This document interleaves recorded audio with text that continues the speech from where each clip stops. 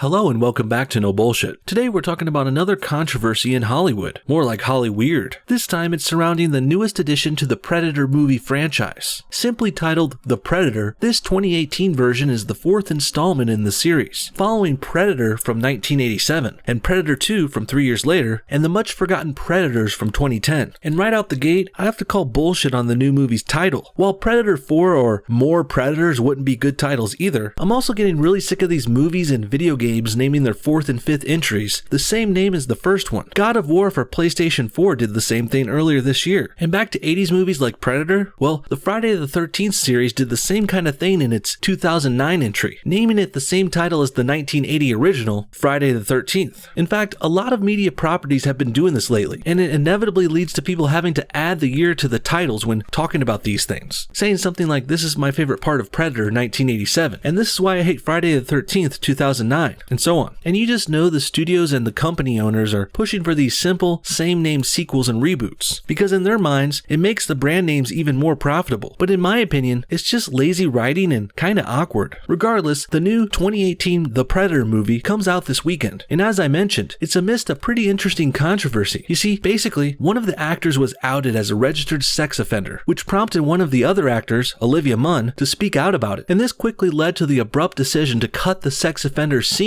from the film last minute, just days before its wide release tomorrow. Now, there are a couple different angles to this story I want to go over, but let's start with the obvious. This sex offender screwed up, and he probably should have never been in this movie to begin with. There are plenty of unsullied actors out there who could fill this role in such a major, high-profile movie. Now, with that said, we must also turn to the person who hired him, who hired this actor, who's named Steven Wilder Strigel. Well, he was hired by his longtime friend and the director of The Predator, Shane Black. And this is the part of the story that really makes me question this. Shane Black is pretty well respected as far as I know, and some of his movies are the best, such as The Nice Guys and Iron Man 3, which he wrote and directed, and of course, the Lethal Weapon franchise, which he helped kick off by writing the original screenplay. And on top of that, it's also worth mentioning that Shane Black is a bit of an actor too, even having a small part in the original 1987 Predator movie. Black was actually the first person to be killed by the Predator ever, and now over 30 years later, and he's directing the fourth installment. So needless to say, Shane Black is pretty legit, which makes it quite troubling that he would be a longtime friend and employer to a sexual offender. Now, I don't want to downplay the severity of that, but perhaps there's more to the Steven Wilder Strigel story, more than meets the eye. So let's go ahead and get some more details on this by looking at an article from the LA Times called "Shane Black Apologizes for Casting Registered Sex Offender in The Predator." Check this out. After defending his decision to cast a sexual offender in The Predator, director Shane Black has released a public apology for letting down those he did not give a voice in the decision. On Tuesday, the Times published a story reporting that 20th Century Fox recently deleted a scene from the upcoming sci-fi thriller that features Steven Wilder Strigler, Black's friend of 14 years. The studio decided to excise the scene from The Predator after actress Olivia Munn, one of the film's stars, learned that in 2010, Strigel pleaded guilty to allegations that he tried to lure a 14-year-old girl into a sexual relationship online. After reading the story, Black said Thursday afternoon, "It has sadly become clear to me that I was misled by a friend I really wanted to believe was telling me the truth when he described the circumstances of his conviction. I believe strongly in giving people second chances," he continued, "but sometimes you discover that chance is not as warranted as you may have hoped." Okay, good. Shane still sounds pretty decent to me. Sure, he should have been more careful, but he's also working in Hollywood. If he stopped hiring sexual predators, deviants, and perverts, he wouldn't have anyone left to be in his movies. And let's be real, we're not talking about anything worthy of a full banishment for life, into prison or wherever. Sounds like at the worst, this guy tried to seduce a 14-year-old, which of course is super messed up, but it's also not assault, rape, or murder either. And let's also remember, Strigel pled guilty, served his time, and paid the fines and everything. So unless you believe criminals are beyond redemption, there is a chance he could be reformed and trying his best to reintegrate into society here. Now, I don't want to sound like I'm defending this guy either. Really, I'm more defending Shane Black, who seems to either have too big a heart or he was misled in some awful way. Regardless, Black is only guilty of believing a friend and giving him a second chance. Strigel, on the other hand, did screw up, assuming all those charges against him were true. It is possible he was set up or catfished or something as well, but let's not even go down that rabbit hole. In the Times story, Black initially said he personally chose to help a friend by casting Strigel in The Predator and two of his other films, Iron Man 3 and The Nice Guys. He said he believed that Strigel was caught up in a bad situation versus something lecherous. Strigel told the Times he had entered into email correspondence with the 14-year-old, whom he described as one of his distant relatives, because she was troubled and he wanted to boost her self-esteem by complimenting her. But court documents revealed Strigel often used graphic sexual innuendo in exchanges with the girl. After learning more about the affidavit, transcripts, and additional details surrounding Steve Strigel's sentence, Black said, "I'm deeply disappointed in myself. I apologize to all of those, past and present, I've let down by having Steve around them without giving them a voice in the decision." The Predator is set to debut tonight on the opening day of the Toronto International Film Festival, where Black is scheduled to appear post-screening during a question and answer session. Okay, well, I don't know if I'm buying Strigel's claims really. I'm willing to bet he got caught hitting on a 14-year-old. Could have been grooming her until she got older, or even hoping to make a move on an underage chick. Either way, it's totally not cool. Super messed up, but it also stopped before it happened. And assuming Strigel doesn't have anything else against him, any other charges, it is possible he could have reformed and fixed his ways too. Or maybe even it was just a low time and a low point for him, and he messed up one night when he was drunk. Regardless, I would say there's still a strong case for allowing the guy to be in a supporting role in Shane Black's movie. Again, I wouldn't have done it. I'm totally against all this weird, creepy Hollywood pedo shit, but at the same time, there's also some gray area here too, you must admit. And the more important question is this: why is this coming up now? Why didn't people raise questions and get outraged when Strigel was cast in Iron Man 3 in 2013? Or what about the Nice Guys movie from 2016? Well, the answer is pretty simple, and it's been staring us in the face this whole time. It's because of the Me Too movement. Harvey Weinstein going down for sexually assaulting who knows how many women really shook Hollywood and the whole country. And of course, outing sexual predators like him is a really good thing. But there is a downside to things like the Me Too movement as well. As we've seen before, many times these females coming out with Me Too stories are just doing it for attention and victim points. And this brings us back to the Olivia Munn part of this story. And this is another part of the story that gets a little gray and nuanced. You see, Olivia Munn did call out a convicted sexual offender, but in my opinion, she's doing it to get attention and ass pats from her liberal friends. I mean, she didn't do this call out on set when she was filming the scenes with Strigel at the time. Now, perhaps she didn't know about it at the time, but when did she find out then? Because her coming out with this right before the movie premieres seems pretty opportunistic. And I don't really believe someone is calling out a sex offender for the good of the people, not when they wait to do it at the most opportune time possible that benefits them. Sounds pretty fishy to me. Also, Olivia Munn had nothing to do with the Strigel case at all. She just found out it happened and then went on to call him out and the movie in interviews. So she's not really that much of a Me Too hero if you ask me. Next, we should talk about how it's a bit hypocritical for Olivia Munn to be virtue signaling like this. Sure, she's never been caught seducing anyone underage, but she has been rumored to have slept with people in order to get work in Hollywood. She slept her way to the top. It's pretty common knowledge that she kicked off her career by sleeping with the director, Brett Ratner, around the year 2004. Sure, she tried to spin it around on Ratner last year when she was among a number of other women who all came out to accuse Ratner of misconduct last November. And here we see again, Munn waited until it was convenient to come out and virtue signal. She didn't call out Brett Ratner in 2004 or any time in the last 14 years. She chose to do it after the Me Too movement took off, and she could get some good press from it. It's also worth noting that Olivia's career, along with her looks, well, they've really been fading hard the last couple years. So I guess, apparently, sex offenses are okay as long as Olivia Munn is moving up in Hollywood and getting lots of work. But once she starts to decline, she starts calling out everyone who helped her before, and even calling out her other actors. What a mess. Finally, let's talk more about what Olivia Munn has done since 2004. Well, she started off her career by hosting Attack of the Show on the now defunct channel G4. And if you're too young to remember Munn on that show, she was basically a bimbo. They used her as eye candy to make all the gamer boys watching swoon. Olivia was constantly wearing the skimpiest outfits possible there, and she was also known to do a number of sexual themed games on the show too, many of which involved putting things in Munn's mouth, usually hot dogs like how they do in this clip. Okay, wait, hold on. I don't want to bite off the string.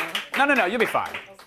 Okay. I think the string is the least of the worries here. Oh my God. That's not going to be the career ender. All right, so I'm on a bike. I'm on the back of a you're on the back. bike. Oh, okay, so you'll be the front of the. You'll be the front here we of the go, bike. and we're riding. All We're right. riding. Olivia Munn, ladies and gentlemen. Here we go. Raw dog it.